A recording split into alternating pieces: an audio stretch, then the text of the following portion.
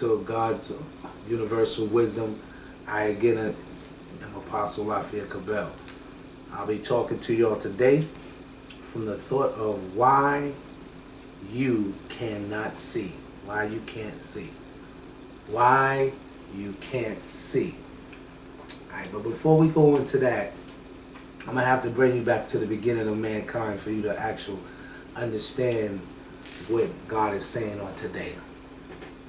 Okay, so we're going to go back to the very beginning, the origin of mankind. The Bible says that in the beginning, God said, let us make man in the image and in our likeness. And he created them. Male and female, he created them. Them. Now, after that created state, we know God went to the ground and he formed man, and his name is Adam. And then after forming Adam, he said, it is not good that man will be alone. So he caused a deep sleep to fall upon Adam. And then he took a rib out of out of Adam's rib and formed the woman. And then he came and he brought the woman to man. Now, with that being said, you need to listen to what I'm about to read to you. And these are my personal notes that God gave me. Ever since we came out of our mother's womb, we needed help. We did not come out seeing clearly.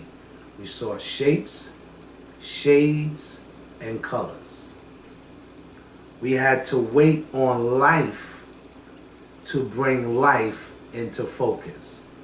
We had to wait on life to bring life into focus.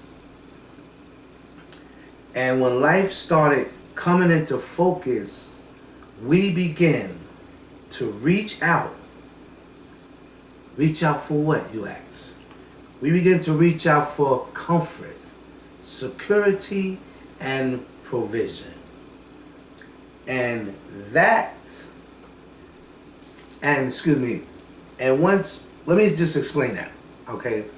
When we come out and you're born as a baby, what happens is you don't see clearly. You see shapes, you see shades, and you see colors. And when the baby within itself reached for the security that it had in the womb and was provided by the mother, no longer feels it, it begins to cry. That was reaching out. We begin to reach out as children when we're born for food because we cannot provide it for ourselves. We begin to look at our toes and figure out, ask ourselves, what is these things? And then we figure out, oh wow, I can move them. Oh wow, I have the ability. And what are these things down here? You figure out that's your toes.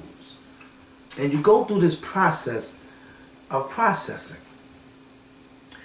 And what happens is we begin to learn. We begin to learn and we begin to reach out to learn. Like we learn who loves us and who, and man said we call them our mothers or our guardians, or that's why if you take for example, if you take a baby, whether human or a baby, whether in a beast form, and soon they're born and you give them, take a colored, Afro-American baby and give it to a Chinese family. First of all, it will adapt to the Chinese culture, nature, and upbringing. And it will believe until it's told that that's its parents. And it knows no better until it's told different. Even though it don't look like them. You cannot convince that child that that is not the parent or the ones that love them. Why? Because what did they do? They offered comfort, security, and provision. And when you come out of the womb into this world, these are the things that we're familiar with, even as a fetus. These are the things that and I'm going to explain it to you. I'm going to really explain it to you. These are the things that we're familiar with. So, let's go back to what I said. One, we don't see clearly. We don't see clearly. And we have to wait for life to bring life into focus for us. Man does not provide that. The doctor does not just give you glasses soon you come out the womb so that everything will be clear to you. There's no medicine they can give you that will bring everything into focus. It may take maybe the sinew or the afterbirth off your eyelids and your eyes and around your eye sockets, but it doesn't bring things into focus. Life does that for the baby. Not man. Life brings life focus. It focuses life for life. Remember that, because we're going to go back to that. Okay, let's go even further back. The Bible says that he made man, then he caused a deep sleep to fall upon Adam, and took his rib out, and he made woman. And then he brought woman to man. Now, let's talk about that without Apostle Lafayette Cabell sliding into a women's conference teaching. Let's see if I could do that today. All right? Now, the attributes of God, what did he do? He made man, and before he made man, all the provision for man was already here on earth. Meaning, man was last to be made. So the flowers, the trees, the birds, the fish, fowl in the air, the food, the vegetables, all provision was made. But have you noticed that he didn't give man a house? Out of everything. There was no shelter. It's not recorded. And I say, well, if it was there, why would it be left out? I mean, from the let there be light till on the seventh day he rests. There was no shelter. So, what was man's shelter? The heavens, what we call today the sky. That was actually the shelter. So, we complain about the rain. But you know what? It never rained. The Bible states that the earth was watered from the dew every morning. So there was nothing hidden when God gave it to man. He didn't hide man, and he didn't hide anything from man. But he left man with one thing. And he left them with one thing was instructions. I said, no. He didn't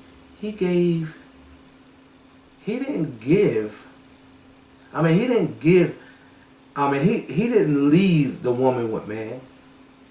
The Bible says he brought it to her. That means he presented it.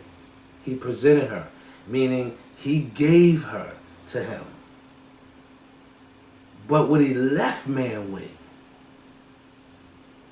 was instructions. But he gave the instructions in the created state, not in the form state.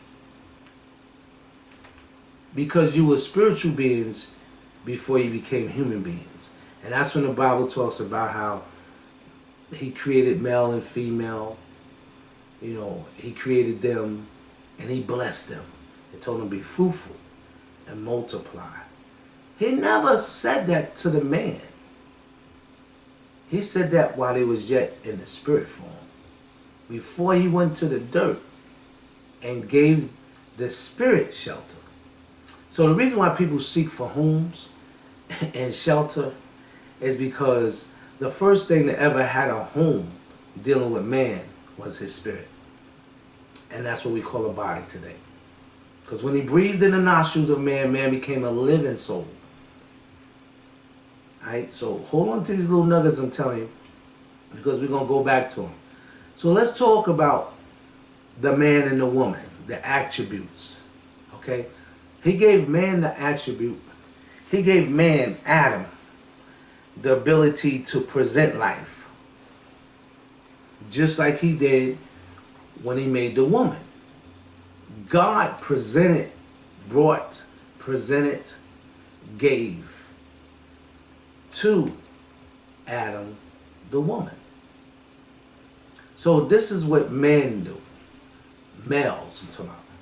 They have been given the ability to present, to produce what's going to be presented, and he gave to the woman the ability to bring forth the presentation, what we call today a child or life. So, with that being said, Eve have more attributes like God than Adam did. Let me explain it. When Eve was given the ability to produce life, that means when God made Eve, he gave her the equipment or equipped her with the ability. Because please note and understand that Adam and Eve was made full grown. They wasn't babies because there was no one there to raise them. So when they was made full grown, and it was made without belly buttons because God was their umbilical cord. Now, when babies are born today, we all have belly buttons because that's what we call down here on earth an umbilical cord. And that's in a woman and in a woman only. See? So within the womb, as the fetus is growing into what we call a baby or an infant, the woman is providing the same things that God provided for mankind when he made them. And that's the same things we seek after once we come out the womb. Let me name them again. 1 is comfort. 2 is provision. 3 is security. In that womb, while that fetus is growing and that baby is being manifested into an infant, the woman is providing the provision, the nutrition, and the food that this baby can grow. Right? Secondly, within that womb and within the providing for the fetus, the woman also, within the housing of her womb, it also gives the baby comfort. It's a comfort zone. You know, they have the baby's in the water, surrounded by life. Water represents life when we talk about God. So life was surrounding the baby in the life form of what God calls life. And then the security comes because everywhere the baby moves, it's running into life. Whether it turns in the womb, whether it kicks, it's in water. And that's what breaks. Life brings life into the world. The water. It's the same thing as when they pierced Jesus in the side. Blood came out and water. What happens when birth and life is being introduced into the world through the grace and the mercies of God? The water, the life breaks, and it comes out and makes an announcement. It's time. It's here, and it's time. So, the woman provides, she brings security and she brings comfort. And when a baby comes out of the womb, that's what it looks for. Because it can't see, it don't understand, and it needs someone. It doesn't have to be a woman, but it needs someone to hold it and give it that comfort, give it that security, and it's providing all these things for it. And this is how we started when we came into this earth. So where do we get off thinking I can do it on my own? I don't need nobody. We are deceived today, and this is why we cannot see today, because you get to this place where they call full grown. And speaking of full grown, if you need to measure when a person's full grown, or if you arrived at being full grown, please don't use the number system.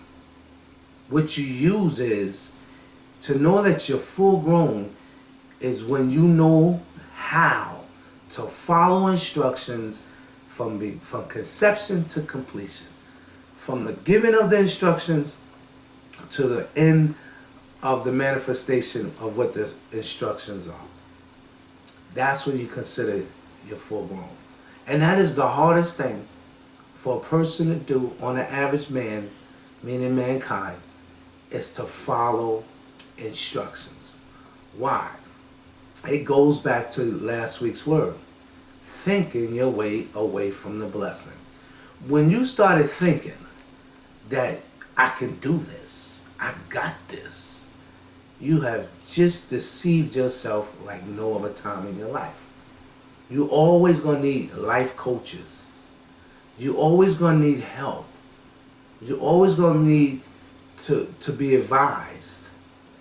But remember, man, after Adam and Eve, man was providing these things. With Adam and Eve, God provided these things.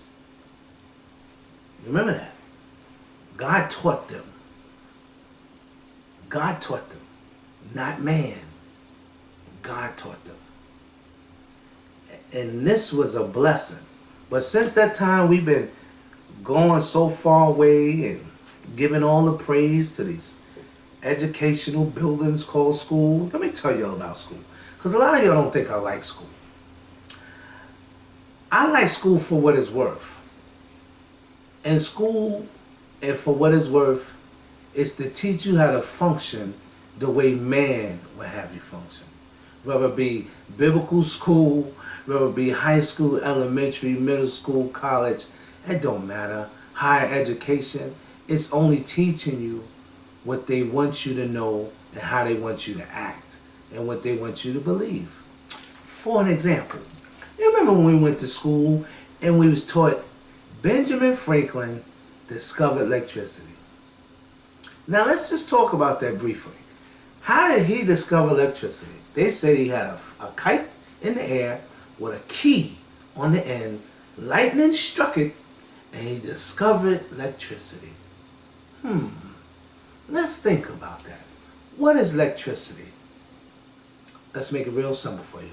It's a form of power or energy. Now let's think about that. What is God? Is God power? Is God not a positive energy? So he didn't discover electricity, he discovered God in another form. But they tell us in these schools he discovered electricity. Well, we didn't have lights before electricity. Oh yes, we did. Did you forget let there be light? And light came out of the darkness. You don't want to call it light. Okay, call it the true name. It's God's glory, who lit up the sky, because there was no sun nor no moon at that time existing. God said, let there be light, and God's glory lit the earth. So, again, school taught us he discovered electricity. What he discovered was another form of power that God imparted down here on earth that already existed. See, this is what I'm saying about school. They're going to give it to you in the understanding of man and the way that they want man to believe what happened. That's like Christopher Columbus discovered America, but the Indians was here. Like, Hello? You don't discover something that's already here. You learn of it. You come across it. You become more wiser or more educated about it. See, why didn't they say God introduced Benjamin Franklin to power? We always want to take the praise and the glory for the story, but it's history. So that means that's his story. That's his story. So what is schools built off of? History. What is our records built off of? History. That's his story. So being educated by man had deceived us. And over time we said, you know what? Y'all remember this, y'all that are older, telling your parents that you grown now. And you know how to do this, and I got this, and and the old folk used to say, oh, so now you too big for your britches. That's what they meant by that. Oh, now you too big for your britches, because they understood you got to live to understand life. And just because you're a certain age, I mean, I was a victim to the circumstance too. I couldn't wait till I was 21, because 21, man said, you're grown. You're an adult. So if that's true, why now, when you're 14, you're charged as an adult in the court of law? If 21 was the mark of you turning an adult. Look at the confusion of man. What does this have to do with the message? Well, I have to share this with you before order you to understand what I'm about to tell you. It's kind of like the parable God said to the people. Jesus said to the people, how can I tell you heavenly things? I mean, how can I even share heavenly things with you, I'm paraphrasing it, when I share earthly things with you and you don't understand it? So how can I share heavenly things with you? See, I'm just saying to you, I have to explain this way so that you can understand why you can't see.